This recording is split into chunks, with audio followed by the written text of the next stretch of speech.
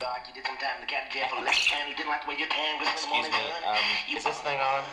Whoa. Yeah. Excuse me. You're welcome. Guitar up. 1, Turn 2, that guitar 3. up.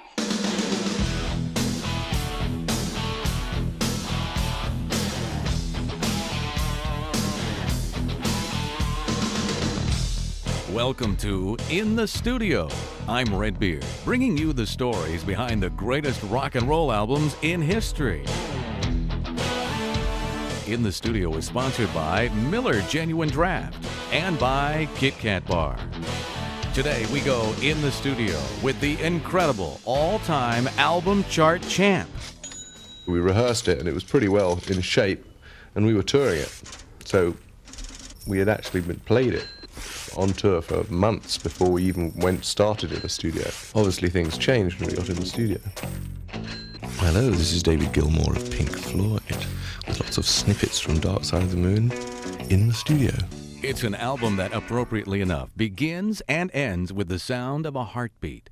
Pink Floyd's Dark Side of the Moon has survived the test of time like no other record ever made. When it was released in February 1973, it was a work of unprecedented musical scope. The atmosphere it created was dark and dreamlike, punctuated by startling sound effects, by clocks and bells, and the eerie sound of distant laughter.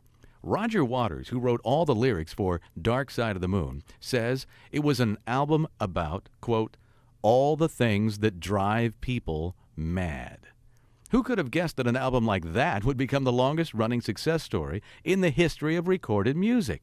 Pink Floyd's Dark Side of the Moon stayed on the Billboard album charts for an inconceivable 725 weeks before finally falling off in April of last year. Now that's 14 consecutive years, nearly 5 years longer than any other album of any kind. Before Dark Side's release, there had been nothing to indicate Pink Floyd was on the verge of such a stunning commercial success. Waters and guitarist Syd Barrett, school chums from Cambridge, England, formed the band in 1965, naming it after a couple of old Georgia bluesmen, Pink Anderson and Floyd Council. There were some British singles in 1967, written by Barrett, but his erratic behavior made it impossible for Syd to stay in the band. So in 1968, after just one album, Syd Barrett was replaced on guitar by another Cambridge schoolmate, David Gilmour. Gilmour remembers what Pink Floyd was like before Dark Side of the Moon. Well, it's obviously a very difficult period right after Syd left. We were trying to find the way forward. And I think that whole period you're talking about up to Dark Side of the Moon was like hunting for exactly what we were trying to do. These records, these albums that we sold, at that point, none of them had sold over, I don't think over 200,000 copies worldwide on any of those first few albums, including Medal, which I think may have sold a few more than that. But certainly nothing had even approached going gold in America, not even halfway. And but we were selling out arenas and things all over America. We could sell out an arena in any city in America in like 71, 72, long before Dark Side of the Moon came out. So in terms of our reputation in America started purely with live work, because we'd been in 68, 70, 71, 72, we toured all those years. And by 72, like I say, we sold out Hollywood Bowl, and it was, before Dark Side of the Moon came out. So the reputation was based on the live aspect of things much more than it was on the record, and we actually at that time, unlike today, we had the reputation of being really good live but not knowing really how to make a record. People didn't think we were very good at it, because we did the things that we did on record so much better live usually. Waters, Gilmour, drummer Nick Mason, and keyboard player Rick Wright had provided the soundtracks for several motion pictures and had been experimenting with the notion of atmospheric music, the use of ambient sounds, long before the recording of Dark Side of the Moon. Still, when they began writing songs for that record, they had no idea how all those elements would come into play. We started off all together in a rehearsal room in London in 1971 or 2, I guess. I don't know. It must have been 1972, I think, early 72.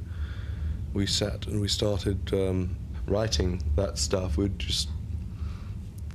first we were just writing musical pieces, you know, chord sequences and stuff.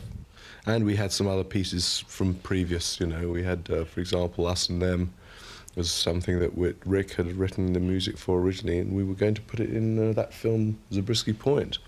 But Antonioni turned it down, so we still had that. Basically, we just sat there and wrote lots of bits of music, and Roger eventually, you know, we'd got one or two bits of songs and stuff, some words and things, but Roger came up with this lunacy idea. Basically, then he started really tacking the words onto all these pieces of music we'd got, and then obviously things all start changing at that moment. When you've got an idea, you start rewriting some of the music. But we actually had that knocked into shape, but we were actually performing it live on tour in America as called Eclipse. It was called Eclipse. And we toured it in England and Europe and America before we'd even recorded it. Definitely in '72 they were hearing virtually the whole of Dark Side of the Moon. Not much of it. One or two pieces got changed. The On the Run sequence was a guitar instrumental sort of piece originally. And then when we came up with this synthesizer piece, we put that in instead, but that was during the making of the record. We rehearsed it and it was pretty well in shape, and we were touring it. So we had actually played it on tour for months before we even started in the studio. Obviously things changed when we got in the studio.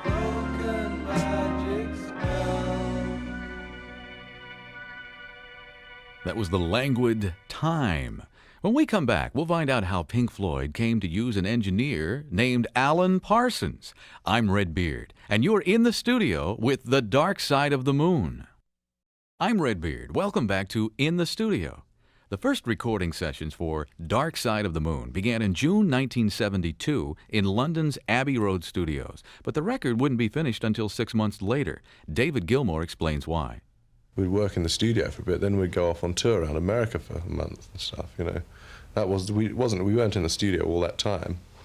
We had that tour. I think we did a tour in France as well, and we had tons. I mean, you know, we hadn't yet really got hold of the idea of making the record and touring to promote it as a very specific thing that is absolutely, you know, everyone does that these days, because we actually made a little bit of money touring, and the records hadn't really made any money up to that point. That was the way we earned our living, and we had to earn a living, you know. We had to get out and play regularly for the money. We didn't have any money in the bank, and we didn't have anyone backing us, so we were off on the road most of the time. We'd come back from a tour, and then we'd pop in the studio for a week or two, and then we'd be off somewhere else, you know.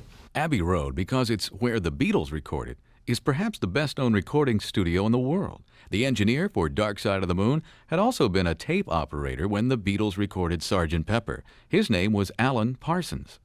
Abbey Road is the sort of EMI's great recording studio in England. Now, they have other recording studios all over the world, but they have it's a very, very big place, you know. It's not just like a small recording studio.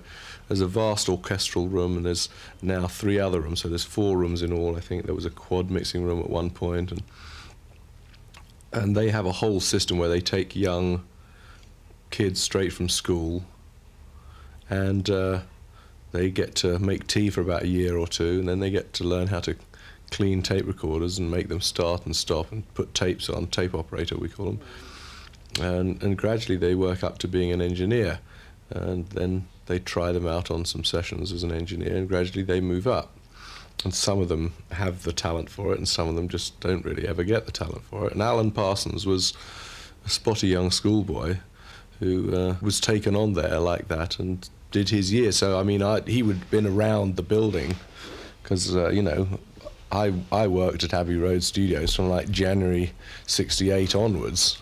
All the recording we did there. You didn't really pick an engineer and use him on a whole project in those days. You would just, you know, an engineer would turn up. Sometimes you'd have a different one on a different day. You know, you'd be in for 3 days, and on the 3rd day you'd have a different guy than you'd had the day before. Nowadays, you know, very wisely, you spend a lot of time and money finding a very, very good engineer, and you get them to do the whole project with you and maybe stay with you for years, you know. But it wasn't quite like that. So Alan basically was just allotted to us, you know. We'd turn up in the studio and he'd be the engineer sitting there. But he was very, very good. And some of the stuff that he did record on Dark Side of the Moon was very good. He, in fact, used to take him on the road with us as well. But he certainly got grand ideas from working with us, I think, and has done very, very well at it. There were sounds on Dark Side of the Moon like nothing that had been heard on a rock album before, and some of them were made by an instrument called a VCS3. That was one of the very first synthesizers in the world. It was made by a company called EMS. It was called the VCS3, a voltage-controlled synthesizer. I'd heard of synthesizer before because the Big Moog was out before then. And I think the big, you know, the original huge Moog with tons of wires and stuff on it that the Beatles used on things like on the White Album. The VCS3 came out and we were shown it and we played around with it. The On the Run sequence from Dark Side of the Moon was done on that. We'd actually got it the year before. We used it, I think, on the Obscured by Clouds album, was the first album that we had a synthesizer for. So, I mean, there were no synthesizers before about 1970. So I thought it was great. It made lots of horrible noises and generally it was all round fab, you know. We didn't know how to use it. And you get to know it a little bit, and then I think eventually we had the guy down from the company, you know, to show us a bit more about some other things it could do. And suddenly our eyes were sort of reopened and we went, Jesus, I never knew it could do those things as well. But it wasn't just the synthesizers that made this album different. Dark Side of the Moon was filled with musical risks, long and moody saxophone solos, choral-sounding background vocals, touches of gospel and jazz. This album stretched the concept of progressive rock to its limits. There are people who didn't think at the time maybe that we should do things that way, you know. And people who have a view of the way that we are or the way that we should be. And this is true today as it was then, that like I said before, rules are made to be broken, and we've never had any sacred idea about what we think we ought to be or what we ought to sound like. So anytime we feel like trying something else out, we'll just go and try it. And if some of the fans do or don't like it, it's not really particularly relevant, you know. Because that's not the way we do things. That's not why we do things. We do them for us first, and if the fans like it, they like it. You know, it was never as bad as poor old Bob Dylan's treatment at Newport when he first went on with a band. They accused him of selling out his folk roots and all that. But you know, we got a little bit of that sort of general vibe that you know, it's like other people start thinking they possess something of you and they have a right to tell you how you ought to sound and the way you ought to be. But it just isn't sacred to me, and I don't think it ever was to us that it should be any one particular way. And if we want to chuck a saxophone in or get some girl singers or put an orchestra on or whatever we want to do, that's fine, you know, as long as it comes out sounding nice to us, and that's the only thing we care about. That was Us and Them, the saxophone solo by Dick Perry. When we come back, you'll hear how the sound of money changed Pink Floyd forever. I'm Redbeard, and you're in the studio with Dark Side of the Moon. I'm Redbeard. Welcome back to In the Studio. After the final recording sessions for Dark Side of the Moon in January 1973, Roger Waters and David Gilmour brought in Chris Thomas, who had been the engineer on the Beatles' White Album, to provide some final touches. We brought him in to help us mix Dark Side of the Moon, just for the mixing, because me and Roger were arguing so much about, quite normal, you know, about how it should sound. And I wanted it to be big and echoey and sort of, which is the way I like things, and Roger wanted it to be really dry and up front. Chris was very good. He saw it much more my way than Roger's. We were going to let him mix it on his own at first, but then I found out Roger had been sneaking in the studio, and he was not supposed to, and so I started sneaking in the studio, and by about the third day we were both there fully back on the board as well, so didn't last long. Chris will go on moan on about it forever, because I think we paid him $1,000 flat fee. Maybe Chris should have held out for a percentage instead. But no one could have predicted the amazing sales this record would have. Gilmour thought it would be a hit, but he didn't know how big. I don't know about the staff, and I don't know about the engineers and people and what they thought. But certainly we knew we were onto something good. I mean, and of course we were working quite late on, working on the cover. Certainly we knew long before it was released, that we'd got something that was so superior as an overall thing to anything we'd done before. We knew that, yeah. I mean, we thought we would do a lot better business with it than we'd done on anything previously. But I mean, obviously, as we'd never sold more than about 200,000, I don't think we'd got above about 35 in the American charts, album charts, before then. We knew we'd go a lot further. I had a bet with Steve, actually, O'Rourke, our manager, about whether it would get into the top 10 or not. I bet that it wouldn't get into the top 10 albums, and Steve bet that it would, and he won. But I won anyway. The single, Money, which went to number 10, I think, in the charts, that was the thing that seemed to change it more than anything else, was this single. Because before then, like I told you before, we were touring all over the States, selling out these big places, 10, 12, up to 15,000 people. And they would sit there absolutely silent and clap at the end. We could do all sorts of things with very quiet little quadraphonic effects and stuff, and you could hear a pin drop at our shows, so it was fantastic. There'd be no one shouting and no one, it's like that was wonderful in its way. And after that single, that tour was a bit of a nightmare for all of us in some ways, because it was wonderful to have all those people, but from that moment on to this day, they never stopped shouting and making a lot of noise. I can just remember we'd sit up on stage in these places and look at each other going, Jesus Christ, when are they ever going to stop? And there'd be kids shouting, Money, play Money, play Money, all the way through from beginning to end. And it was unbelievable. It really was. It was a shock. It was a big shock, and that's changed our music.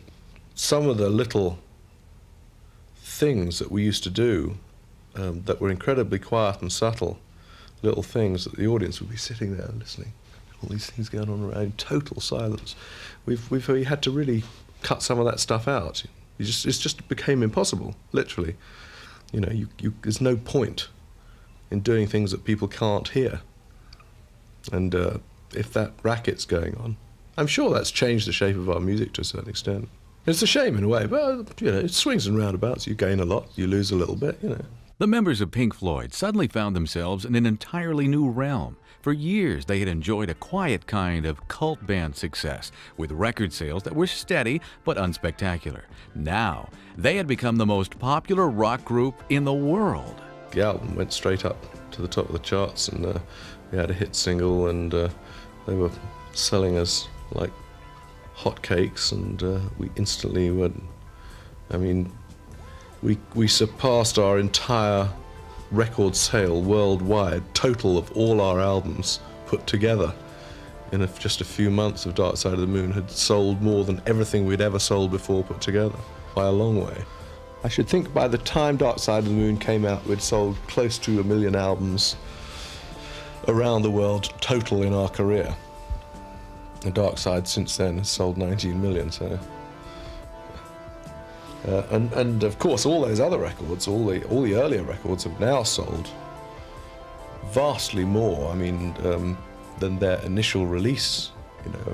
Like if you take, say, the first year of release, where you normally expect all the majority of the sales to be done in the first year of release, all those first records have sold more since Dark Side of the Moon than they sold originally in the first year or two of their release. And they've all gone gold or platinum or stuff, which none of them were remotely near before. Dark Side of the Moon is selling as many copies per week now as it did 10 years ago. When it became available on compact disc, the sales figures jumped almost as if it were a new album.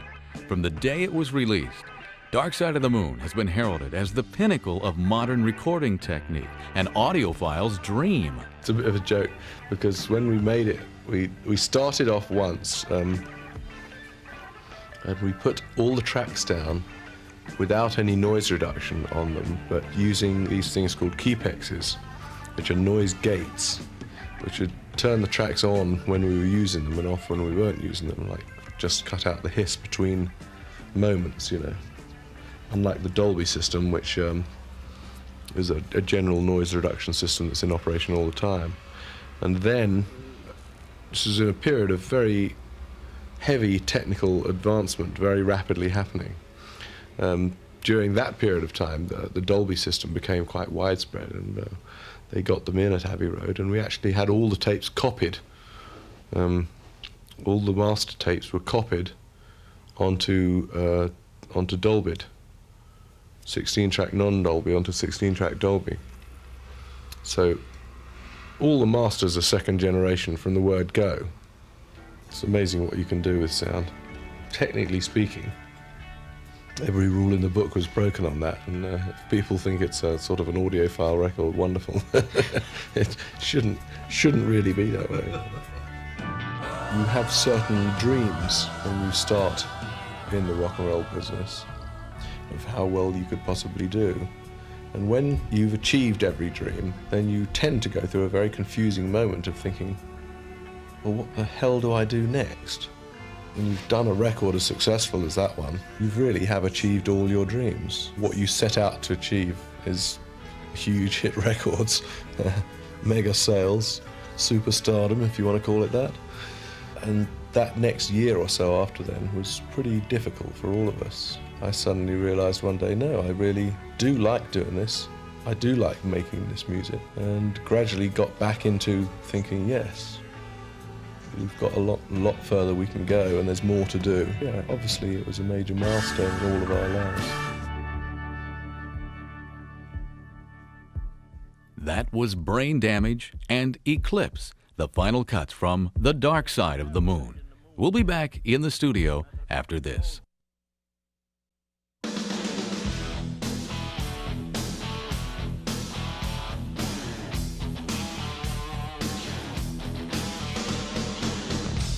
I'm Redbeard, thanking David Gilmour of Pink Floyd for his Tales from the Dark Side. And special thanks to manager Steve O'Rourke, who's been there since the beginning. In the Studio was sponsored this week by Hershey Milk Almond Bar and by Trident Sugarless Gum. In the Studio is a Bullet production. Today's show was written by Joe Rhodes, engineered by Doug Hall, post-production and editing by Rick R.J. Lane. In the Studio is produced by yours truly, Redbeard. Executive producer, Stephen R. Smith.